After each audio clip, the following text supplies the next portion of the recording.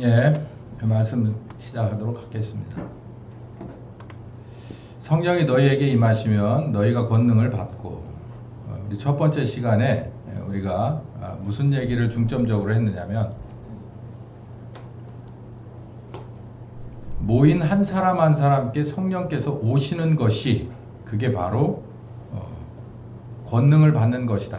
그러니까 권능을 받는 게 여기 있다 권능. 그래서 이렇게 뭘 이렇게 주고 리모컨 줘서 이렇게 누르면은 돌아가고 누르면 꺼지고 좀 온도 올릴까 그러면 이렇게 하는, 이게 이렇게 주는 게 권능이 아니고, 성령께서 오셔서 사역하시는 성령이 내게 오셨을 때 그게 권능이라는 거예요. 군대로 말하면은 개개인이 준비가 잘 된 무기를 가지고 뭐 탄도 넣고 대검도 꽂고 모든 것을 다 장착을 했어도 누가 없으면 소용없냐면, 지휘관이 없으면 아무 소용이 없어요. 지휘관이 있으면 내가 조금 틀린 무장을 했어도 이거 모든 게 다 해결됩니다. 근데 이게 그걸 말하는 거예요. 우리 한 사람 한 사람이 말씀으로 준비될 만큼 되고, 내가 여러 가지 것들이 버릴 건 버려지고 다시 입을 건 입었다고 하더라도 누가 없으면 소용없냐면, 이 작전을 어떻게 해야 된다는 목적을 가지고 그리고 방법을 가지고 오시는 성령님이 없이는 아무것도 안 된단 말이에요. 지금 이 돌아가는 꼴도 아무것도 안 될 거예요. 두고 보세요. 왜냐하면 지휘자가 없어요.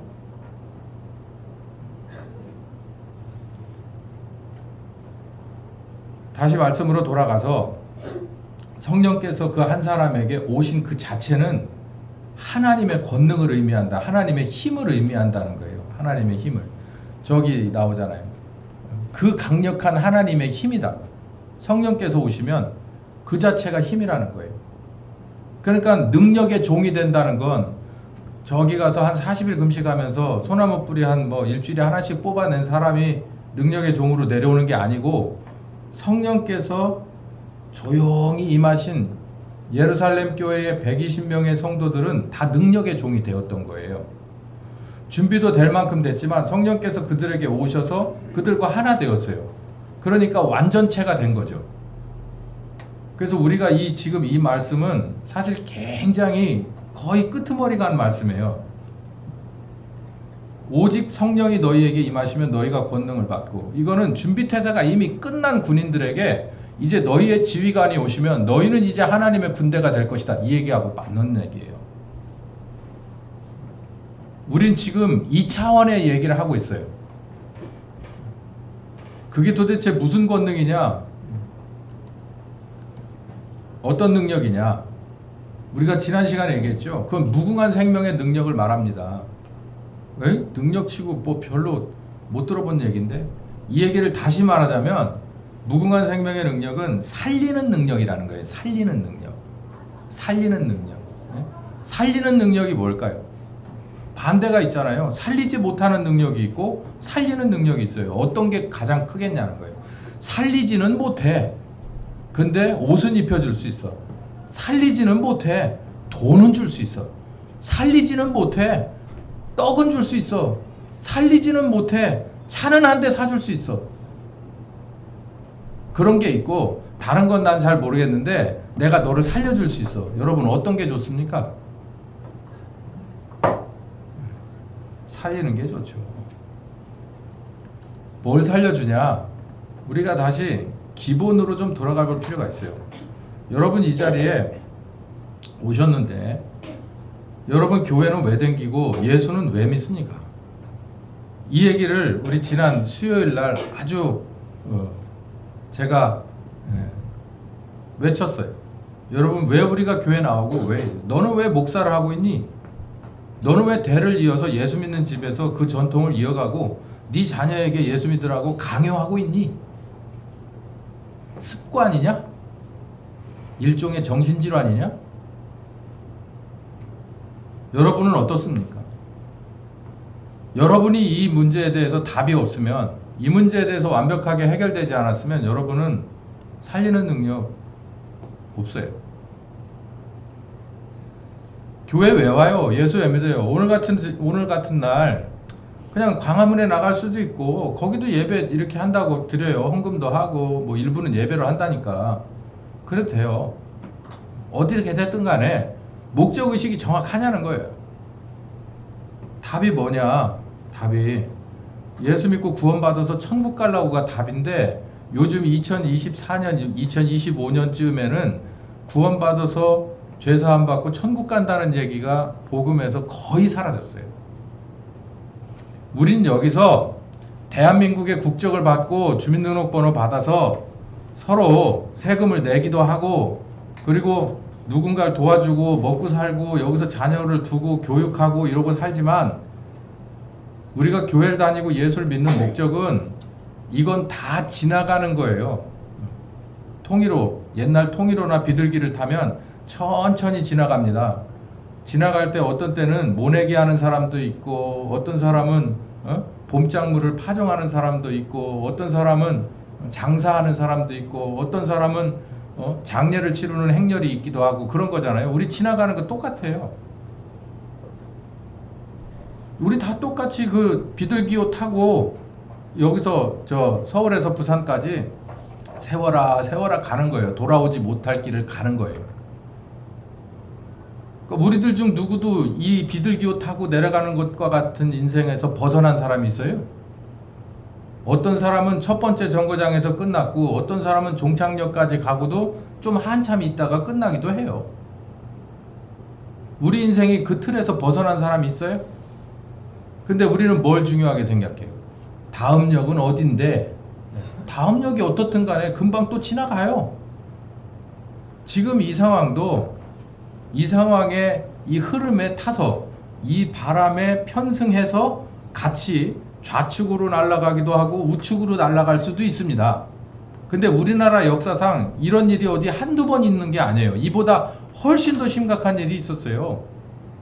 50년대 1950년에 이 대한민국에서 6.25 사변이 일어났을 때는 북한 그리고 소련제 탱크가 어디까지 갔냐면 낙동강까지도 갔었고, 부산에서 국회의원들이 완전히 개지랄 소지랄하고 있었던 때도 있었어요.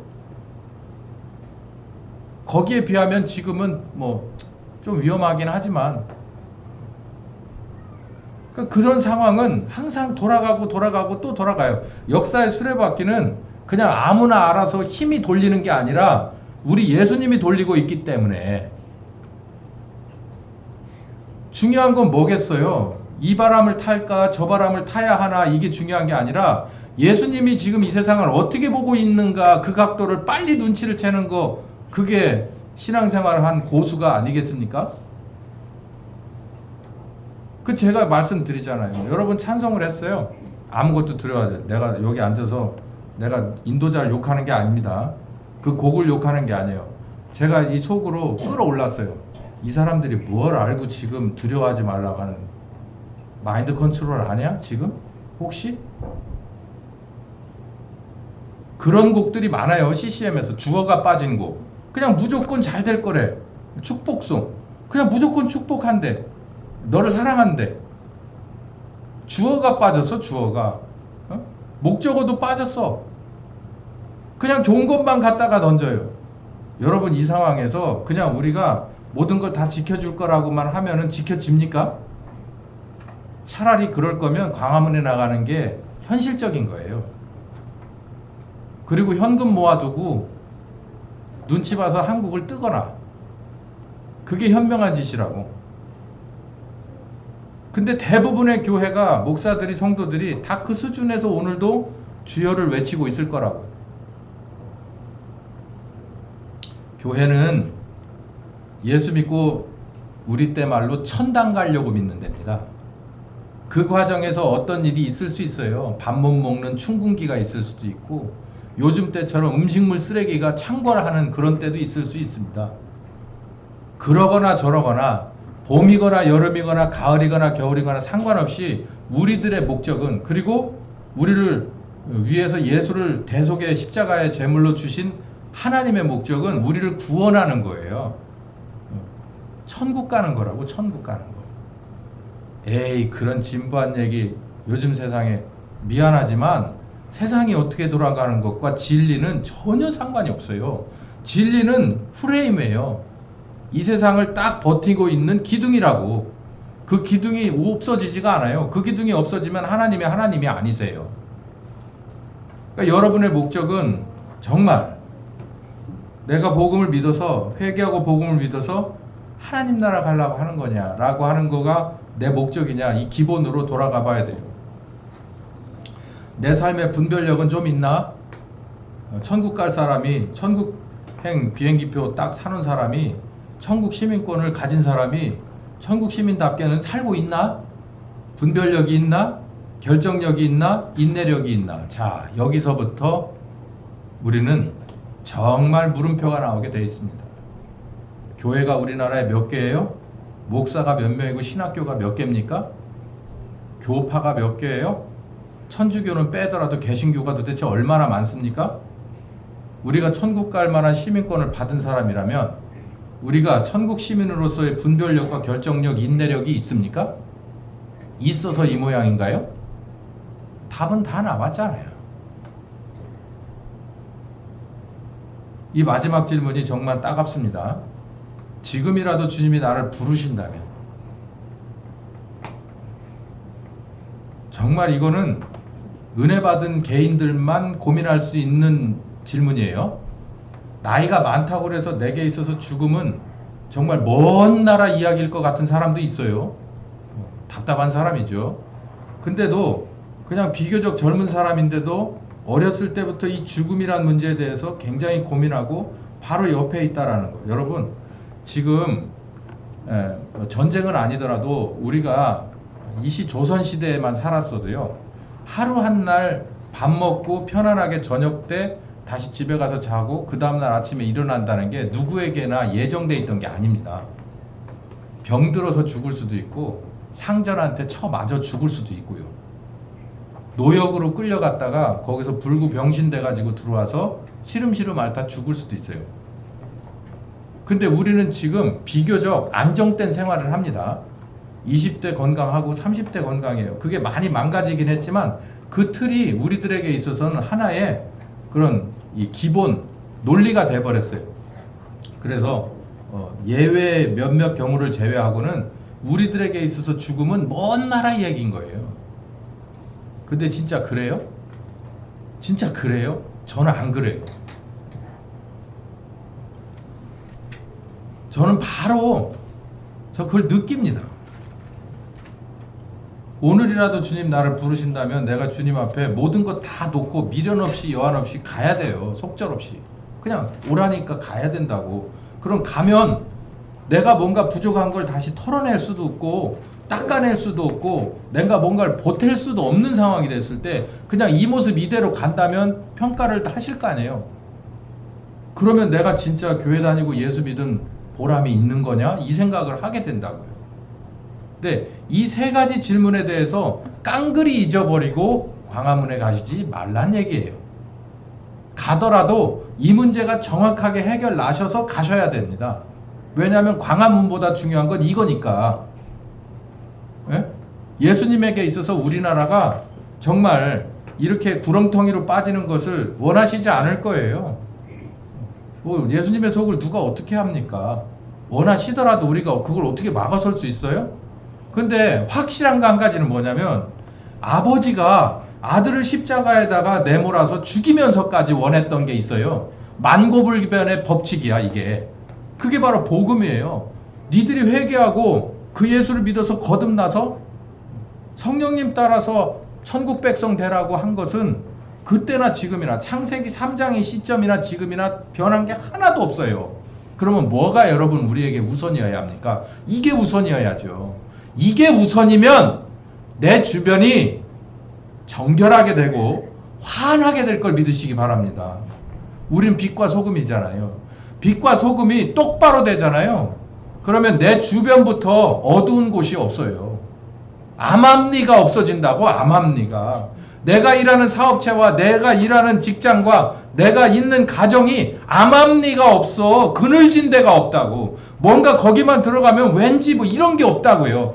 명명백백한 거예요. 확실한 거예요. 그 어디다가 내놔도 상관없는 거예요.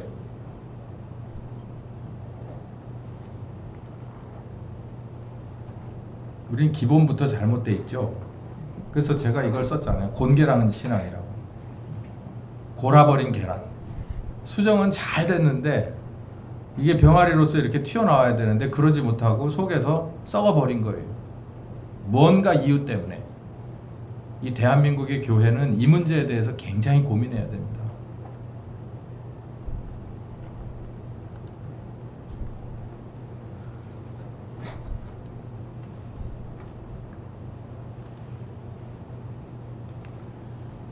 무궁한 생명의 능력은 하나님께 이끄는 살리는 능력입니다. 히브리서 7장 16절에서 19절에 그 얘기가 나오는데 이게 오직 무궁한 생명의 능력을 조차 된 것이다. 예수님이 어떤 능력을 가지셨냐면 돌을 떡으로 만드는 능력이 아니라 홍해를 갈라 세우는 능력이 아니라 어떤 능력을 가지셨냐면 무궁한 생명의 능력, 하나님께로 죽을 죄인을 정죄받아서 죽을 수밖에 없는 죄인, 아무짝에도 쓸모없는 죄인을 거룩하신 하나님께 이끌어 살리는 능력을 가지셨다는 거예요. 여러분은 어떤 게 좋아요? 떡을 만들어주는 예수님이 좋습니까? 여러분에게 옷을 입혀주는 예수님이 좋아요? 음료를 제공하는, 여러분 21세기 용어로다가 돈과 그리고 지혜와 지식과 또 보호하심과 뭐 이런 거 주시는 예수님이 좋아요? 히브리서 저자는 그렇게 말해요. 예수님은 그런 거가 아니다. 죽을 수밖에 없는 죄인을 거룩한 하나님께 이끌어서 살리는 능력을 가지셨다. 그분이 우리들의 제사장이다. 우리는 그분을 섬긴다는 거예요.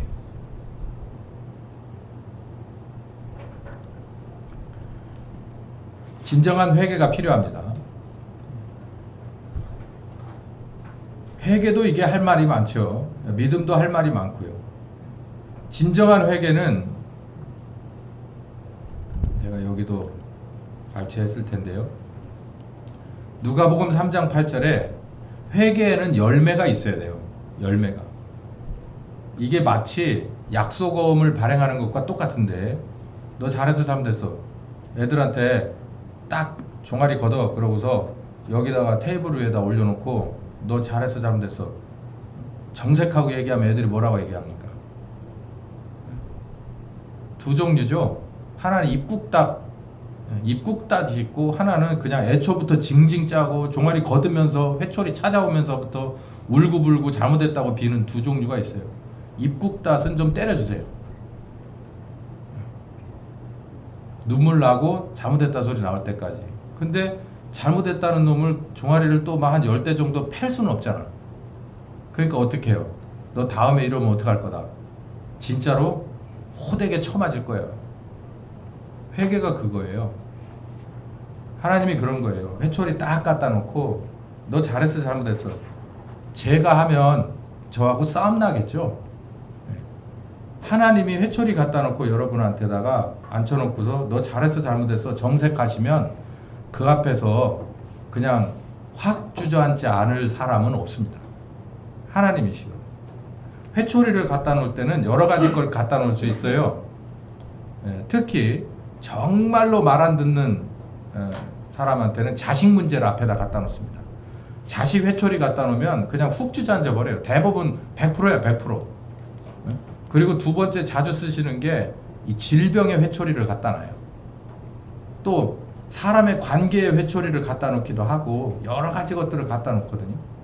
갖다 놓고 하나님이 속에다가 쿡 찌르는 거예요. 너 잘했어 잘못했어. 지금까지 살아온 삶을 돌아봐. 이게 바로 회개를 요구하시는 거거든요. 그러면 대부분 100% 잘못했다고 납작 엎드려서 막 질질 짜고 막 바닥을 겨다니면서 잘못했다고 빕니다. 그러면 이게 회개가 끝난 게 아니에요. 아까 애들 안 맞았지? 안 맞고 지나갔지? 그러고서 종아리 내리고 나서 한 30초 뒤면은 싹 잊어버립니다. 그러고서 잘못했던 짓을 또 해요. 그게 반복이에요. 계속. 하나님도 그래요. 너 잘못했지? 그러면 잘못했다고 하고 막 이번만 살려주면 그러면 또 살려줍니다. 하나님은. 왜냐하면 살리는 하나님이라고 그랬잖아요. 살려주는데 문제는 뭐냐면 한 짓을 또 해. 괘씸하잖아. 그래도 또 와가지고서 또 잘못했다 그러면 또 봐줘요. 언제까지 할까요, 여러분? 근데 결국은 이 문제에 대해서 분명하게 결판이 납니다. 진짜 잘했나 잘못됐나 결판이 나서 잘못된 건 잘못된 것대로, 잘된 건 잘못된 거. 여기잖아요. 회개에 합당한 열매를 맺어야 된다. 너 이거 잘못했지? 예, 잘못했습니다. 그러면 제가 바로 고칠게요. 그러고서 바로 고치는. 삭개오가 세리였었어요. 부정하게 받은 돈이 꽤 있었겠죠. 근데 예수님을 만나서 은혜를 받았어요. 아, 내 인생이 이렇게 살아서 이거 아니다. 잘못된 삶을 살았다. 그래서 예수님한테 입으로 말했어요.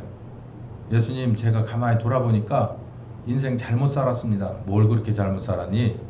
제가요, 세관인데 사실은요, 이거 100원만 징수해도 되는 건데 1000원씩 달라고 그래가지고 100원은 가져다 나라에다가 넣고 900원은 제가 가졌네요. 그런 삶을 거의 매일같이 살았습니다. 예수님이 그러니까 뭐 달리 말하지 않았어요. 뭐 그거 그러니까 아무 말 안 하고 그냥 가만히 계시는데 계속해서 주저리 얘기하는 거예요. 제가요, 아무리 생각해봐도 이거 제가 이거 다 내 재산 모두 팔아서 이렇게 해서 전부 환원시키는 게 맞겠습니다. 만약에 잘못됐으면 3배로 돌아주는 것이 좋겠습니다. 그 사람은 그날로 파산해 버렸어요. 근데 그게 회개의 열매입니다. 그래서 예수님이 뭐라 그랬어요? 오늘 구원이 이곳에 임하였다 그랬어요.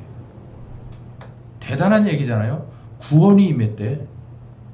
그 소리 딱 듣고 나서 예수님이 아, 이거 온전한 회개구나. 네가 은혜를 제대로 받았구나. 이렇게까지 하는구나. 구원이 여기서 어떤 등식이 성립되냐면 말로 하는 회개 그리고 행동으로 하는 회개가 플러스가 돼야 뭐냐면 구원이라는 거예요. 말로 하는 거는 그거는 50%밖에 안 된다는 거예요. 부도 나는 수가 많죠. 곤개란 신앙이 바로 그런 걸 말하는 거예요.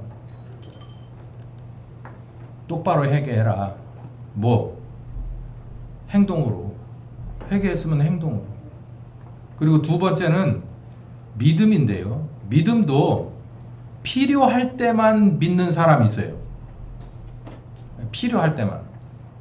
개를 2마리 키워요. 제 아들이.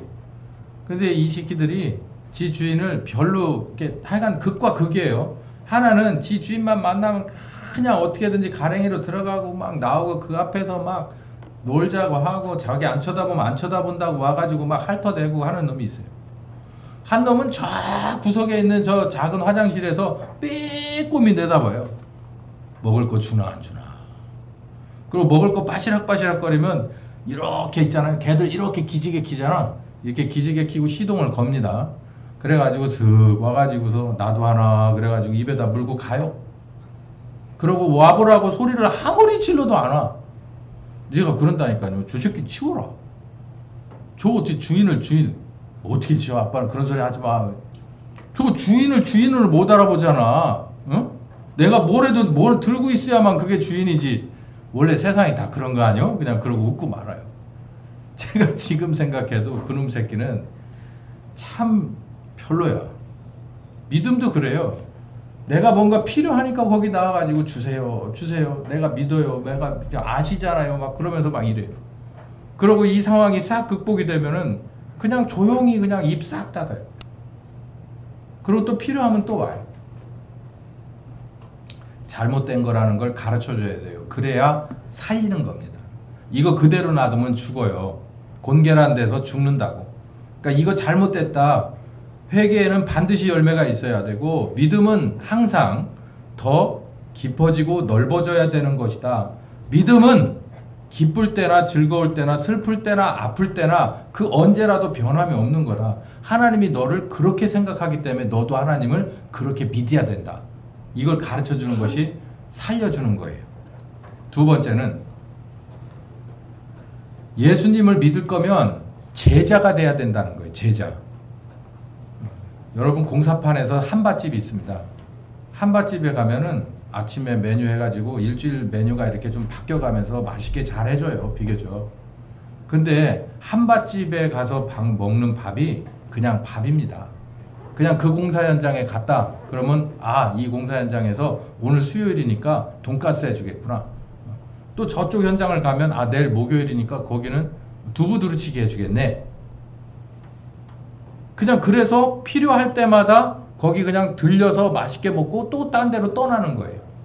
사람들이 대부분 그렇게 현장이 운영되죠. 식당이. 예수님도 마찬가지예요. 제자는 그런 게 아니에요.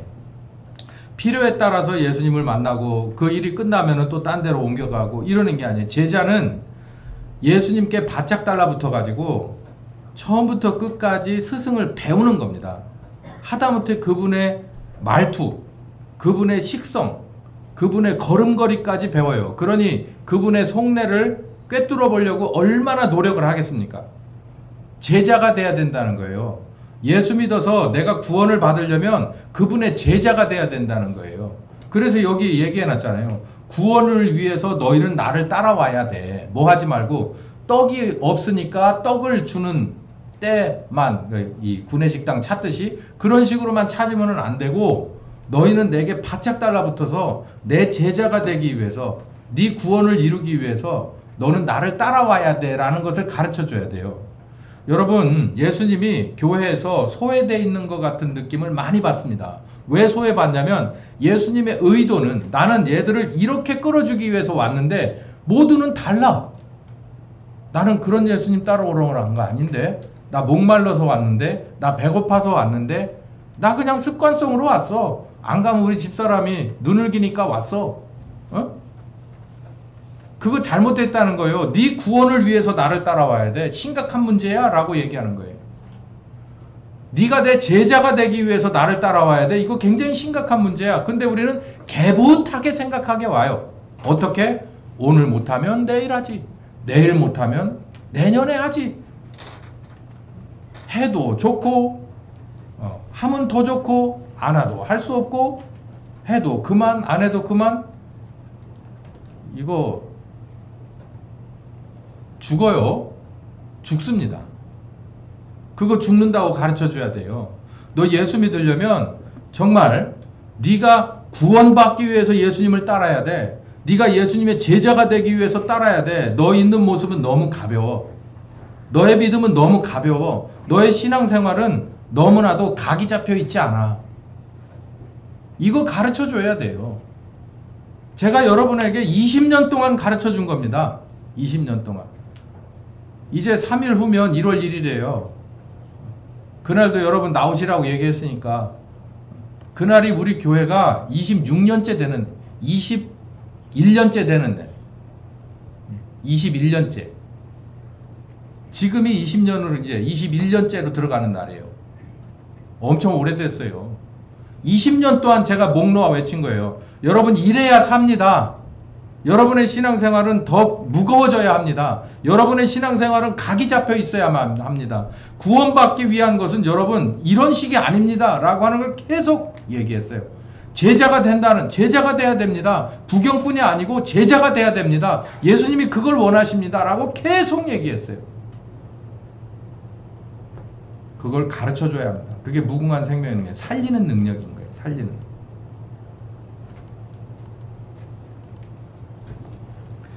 가장 어려운 얘기 하나 하고 오늘 말씀 오전 걸 끝내겠습니다. 예수 믿는 것의 그 종착역은 어디냐면 미랄입니다. 미랄.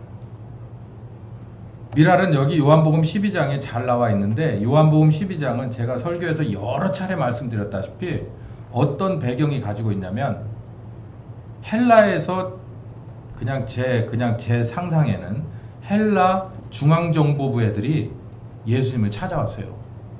그리스 그 당시에 이렇게 기득권이었던 사람들이죠. 예수님을 찾아와서 여보시오, 당신 경고를 해주러 온 거예요. 당신 정치적인 희생양이 될 수 있으니까 언행을 조심하고 조금 자중하시지, 이 얘기를 하러 온 거예요.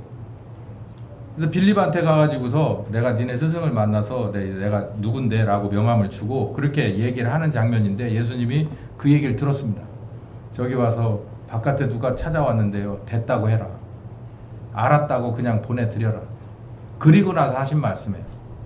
예수께서 가라사대 인자의 영광을 얻을 때가 왔다.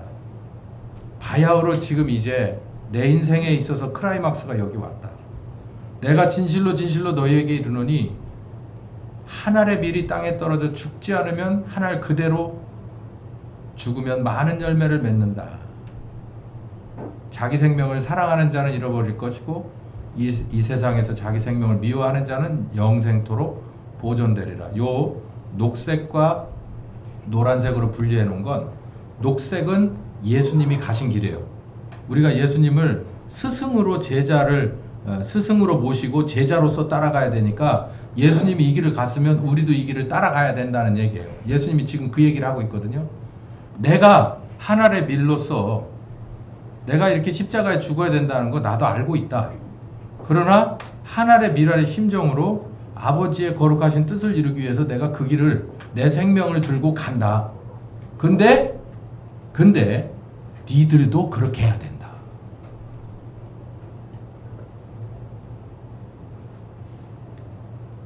사람이 나를 섬기려면 이런 길을, 이 밀알의 길을 너도 따라라.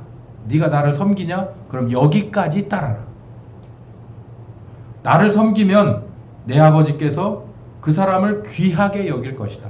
이 길을 따라오는, 밀알의 길을 따라가는 너를 아버지가 귀하게 여길 것이다. 이 얘기는 내가 밀알의 길을 가는 아들을 아버지는 귀하게 여긴다는 거예요. 그래서 보좌 우편에 아까 말씀드렸죠. 역사의 수레바퀴는 누구 손에 있다고요? 예수님의 권한이에요. 전권이라고. 그 이유가 뭔지 아세요? 아버지가 그럴만 하기 때문에 아들에게 준 겁니다. 우리가 예수님의 길을 따라간다면 우리에게도 소중하다라고 아버지가 하실 거예요. 그래서 주시는 게 바로 능력이라는 거예요. 능력. 성령께서 오셔서 누구의 일을 하게 하신다는 거예요? 하나님의 일을 하게 하신다는 거예요. 살리는 일. 살리는 일을 누가 해요? 누가 할 수 있어요? 살려놔봐야 조금 있으면 나쁜 짓 또 하고 또 하다가 죽을 인생이에요. 그거는 의사를 말하는 게 아니에요. 여기서 살린다는 건 아버지 하나님이 원하시는 구원을 말하는 거예요. 여러분 모르셨죠? 아마 듣기는 하셨겠죠. 우리가 예수님을 믿는 마지막 종착역은 바로 이 밀알입니다. 밀알의 소명이에요. 예수님이 그렇게 하셨듯이 나도 그렇게 한다는 거예요. 우리가 우리나라의 복음과 성경책을 들려준 토마스 선교사를 굉장히 추앙합니다. 사랑하고 본받고 싶어 해요. 근데 너도 그 길 갈 수 있어? 그러면은 잠깐만. 그 선교사는 예수님이 그 길 갔기 때문에 네가 이 길을 가질 수 있냐라고 했을 때 간 거예요. 그럼 우리도 가야지. 여기 가라 그랬는데 네가 날 섬기면 이 길 가라. 그렇게 얘기했는데 이게 죽는 게 아니라 뭐 하는 거다? 사는 거다. 여기 이 말씀을 잊어버리시면 안 됩니다.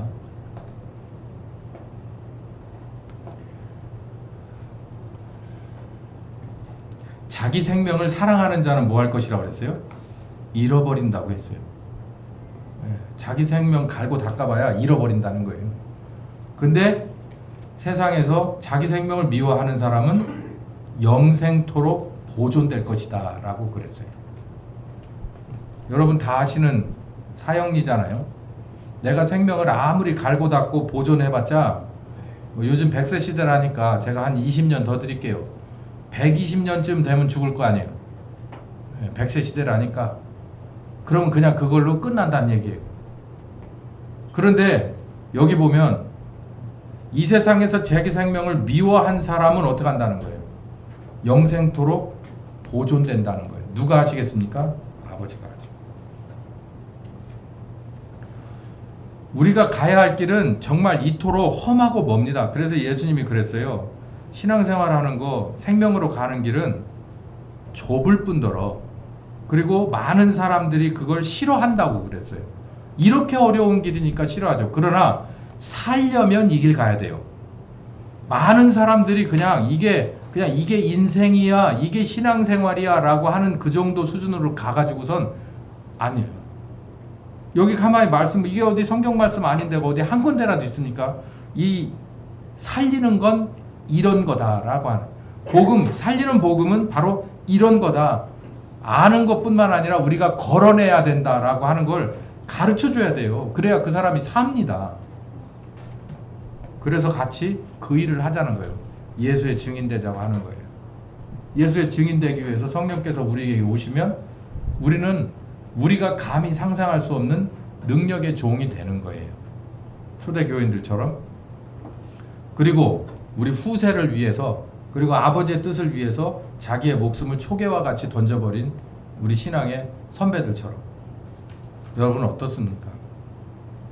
지금 바람은 좌우에서 어떤 바람이 세냐는 계속 불고 있어요. 가만히 역사를 돌이켜보면 이 한반도라고 하는 지정학은 정말 그 바람 많이 타는 그런 바람골이었어요.